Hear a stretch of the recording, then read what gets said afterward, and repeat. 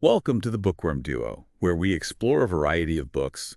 And today, we're going to be diving deep into James Patterson's Texas Murders. Oh, a classic. Yeah, and this one, it really kind of just throws you right into the action.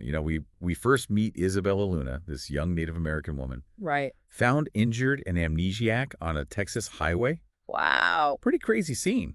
Right. Make even more eerie by this eagle feather that's found nearby. It's that feather that really sends chills down your spine, doesn't it? Yeah. Especially when we learn that other missing Native American women have been found with similar feathers. And here's where it gets really interesting. All of these disappearances seem to happen around the summer solstice. Okay, so we have a pattern, and it's not a good one. Not a good one, no. Then we meet Rory Yates, Ah, yeah. a Texas Ranger with a whole lot of baggage, but also a Medal of Valor. Quite the combination. Yeah, and he's got this on-again, off-again thing with his ex Willow, who is this, huge country singer, Oh, wow. which already makes things complicated, right? And then on top of that, he runs into Ava Cruz, Wow. this tribal police officer who's investigating these disappearances. Yeah. And she clearly does not trust the Texas Rangers. Well, you can feel that tension right off the bat, can't you? Totally. Ava's distrust of the Rangers, I think it really speaks volumes about that kind of fractured relationship between law enforcement and indigenous communities. It's a raw nerve that Patterson exposes right from the very beginning. Yeah, for sure. And Rory's right in the thick of it all. He ends up joining this FBI task force that's investigating these disappearances, even though his superiors are like, nah. I don't know about that. Right. But Rory's not one to back down from a challenge, is he? No, he's not. And there's even this new romance brewing with Megan, this bartender in El Paso. Oh, interesting. But let's be real, his biggest challenge isn't going to be juggling a girlfriend. No. It's going to be navigating this task force, especially with Ryan Logan, who's the leader of it. Oh, those two, they just do not see eye to eye. Not at all. And their clash of personalities, I don't think it's just drama, for the sake of drama. It really, I think, speaks to that larger issue of how these different agencies with their own protocols and biases sometimes struggle to cooperate, especially when they're dealing with these really sensitive cases. Absolutely. And then things get even more intense with that raid on the human trafficking warehouse. Oh, yeah. Talk about action-packed. Seriously, Patterson really puts you right in the middle of it all. Oh, yeah. You see Rory's bravery firsthand. Mm-hmm. But the fact that Llewellyn Carpenter, who is Marta Rivera's kidnapper, manages to escape. Oh, no. I know it adds this whole other layer of anxiety to the story. It's a victory. Yeah. But it's a hollow one. Yeah, it's like taking one step forward and then stumbling back 2 steps. Totally. They managed to rescue a number of women, Right. but Carpenter escaping it really just underlines how slippery these criminal networks are. They're elusive, always one step ahead. Always one step ahead. And speaking of steps ahead, Yeah. the team's focus shifts to those eagle feathers. Ah, the feathers. Right. During interviews with the victims' families, this Yeah. really chilling detail emerges. Oh. Many of these women were really connected to their Native American heritage. I see. So could this be the key to why they were targeted? This is where the book goes beyond the typical thriller and asks some really tough questions. Yeah.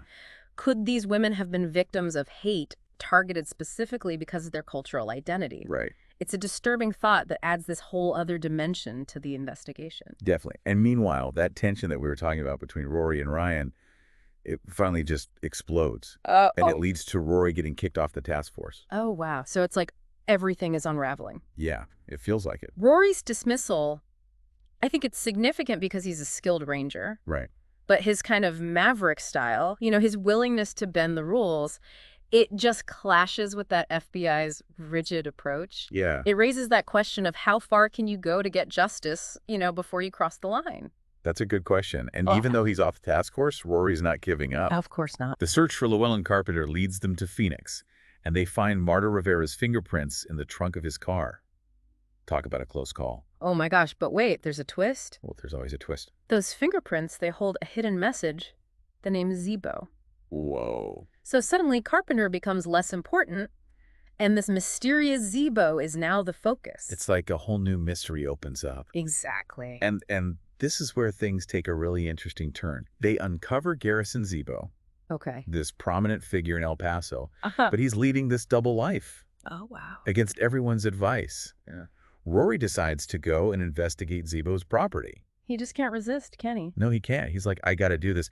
And he doesn't even have FBI backup. That's a risky move. It's a huge risk. It shows just how determined he is to get to the bottom of all of this. He's going rogue. He is. Relying on his instincts and, those partnerships with Carlos and Ava. Right. They're on their own at this point, facing this really powerful and dangerous enemy. Yeah, it's like classic David versus Goliath. Totally.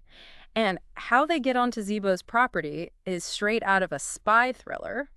Going. They infiltrate through this old irrigation canal. No way. I know it's daring, right? That's crazy. And they discover the imprisoned women, but it doesn't come without a cost. Uh-oh. Carlos gets injured during this confrontation with Zebo's men. Oh, no. It's a heart-stopping moment, and it really shows just how much danger these characters are in. It's like, this is real. This is serious. It's a brutal reminder that these aren't just abstract crimes. Right. There are real victims, there are real consequences, and the fight for justice, it can come at a really high personal price. Absolutely. And just when you think you've got it all figured out, Patterson throws you a curveball. I love his curveballs. Right? Isabella Luna, who we met at the very beginning. Yeah. Well, turns out she's not the victim we thought she was. Oh, what? Her past is all tied up with these missing women.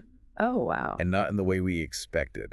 This is where the book totally flips the script. Yeah. Nothing is as it seems, and you're forced to reevaluate everything you thought you knew about Isabella. Right. And it makes you question your own assumptions about victims and perpetrators. It's like, who can you trust? So much for thinking we had it all figured out. The twists and turns never end, do they? That whole Isabella thing, it really is a game changer. Like Patterson's holding up this mirror and making us face that darkness that can be hidden right there beneath the surface. And what's really scary is how her going from victim to manipulator doesn't seem over the top. Right. It's this slow unraveling, like she's descending into darkness, and it feels so real. Exactly. He doesn't shy away from how complex she is, psychologically, like how trauma and guilt and that need for revenge can twist someone up inside. And then there's that chase through the canyon. Oh my gosh. So intense. It's pure adrenaline. You're right there with Rory, and you feel that desperation. And then Siona, one of the women who was captive, she makes it out. It's a tiny victory, but it feels huge, you know? It does. In the middle of all that darkness, it's like a little light. It really shows how strong people can be, how they can hold on to hope even when things are so bad. After everything, Rory's just trying to process it all. Yeah. Fiona's recovering, Isabella's been arrested, but there's still this feeling that something's not right. Yeah. He's thinking about leaving the task force, maybe even law enforcement for good. You can tell this case really got to him. It did. It says a lot, that he wants to walk away. It's not like a movie where the hero just rides off into the sunset. Right. It's real, it shows how even the toughest people can be affected by something like this. And the way Patterson wraps it all up with that last scene, it's kind of sad, but also hopeful. Rory shooting is back to what it was in that song he wrote with Willow. It becomes a hit. I love that part. It's like he's finding his way back to himself little by little. There's definitely hope in that ending, like a light after all that darkness. It makes you think that healing is possible, that even after something awful, you can still find a way forward. All through the book, there's this back and forth between how beautiful Texas is and the horrible things that happen there. It's like it's showing both sides of people, Yeah, good and bad all mixed together. The landscape is huge and beautiful, but then you have human trafficking and violence, and it's like they're right next to each other. It's a reminder that bad things can happen anywhere. Even in the prettiest places. And Patterson doesn't just use Texas as the setting. He makes it part of the story. Right. The music, the food, the way people talk, it all feels real. You feel like you're right there with them. You do. And he doesn't shy away from tough topics like what's happening to missing and murdered Indigenous women. It's a really important issue that people need to talk about more. And even though it's dark, the book doesn't make you feel completely hopeless. No. There are people fighting for what's right, like Carlos and Ava. Yeah, and even in Rory stepping away, there's hope. Like we can heal and rebuild and find a new way, even after bad things happen. Exactly. It's not about forgetting the pain. It's about being strong enough to keep going. One thing that stuck with me was how he shows power and manipulation. Like Garrison Zebo, he's so creepy. He hides how awful he is behind all that money and being important. And the way Patterson writes about the victims, you really feel for them. He doesn't just focus on the excitement of the case. Right. He shows the people their hopes and dreams and how their families are hurt by what happened. It reminds you that this is real life. Yeah. Real people are affected by these crimes. And then there are all the secrets in the book. Oh, yeah, like Isabella's amnesia and that message in the fingerprints and Zebo's double life. Patterson's great at suspense. He keeps you guessing. He does. It makes you think about how things aren't always what they seem. Right.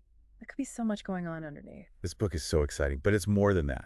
It really makes you think. It does. It makes you feel things, and it stays with you. That's what makes a good thriller. Yeah, it's not just entertainment. It's about looking at tough questions and trying to understand people better. Yeah. I got to say, I was really impressed with how Patterson makes Texas come alive in this book. Oh, yeah. It's like you can feel the heat, the dust, the wide open spaces. He's really good at that. Yeah. Using those details that make you feel like you're right there. You can practically taste the salt air and feel the dirt on your hands. Exactly. It's not just a setting. It's like another character in the story. And he captures that Texas spirit, too. That tough, independent vibe. Mm-hmm. You see it in everyone, how they just keep going even when things are bad. That's what makes it so powerful. All the darkness and violence, but there's still that little bit of hope shining through. It reminds you that people are strong, we can handle a lot. Exactly. And speaking of hope, the ending is kind of sad, but it does feel like things are wrapping up. Rory's thinking about leaving the task force, maybe finding something new. Yeah. It seems like he needs to heal after everything that happened. He does. He's been through so much. It shows he's thinking about himself, realizing he can't keep doing this forever. It's more realistic than some stories where everything's perfect in the end. And I like how Patterson brings it back to music for Rory. Like he's getting back to something he loves and even working with Willow again. It's like he's finding that part of himself that got lost. Yeah. Music becomes this symbol of hope, like a future beyond all the bad stuff. It shows that even after trauma, there's still room for good things in life. Absolutely. But this deep dive into Texas murders has been quite a ride. It has. So much excitement and suspense.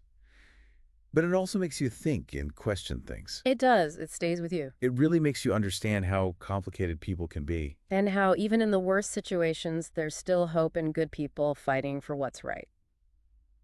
Thanks for joining us. Yeah, thanks for listening. Subscribe for more bookish adventures and hit that like button if you enjoyed the ride. And don't forget to share the knowledge. Spread the word.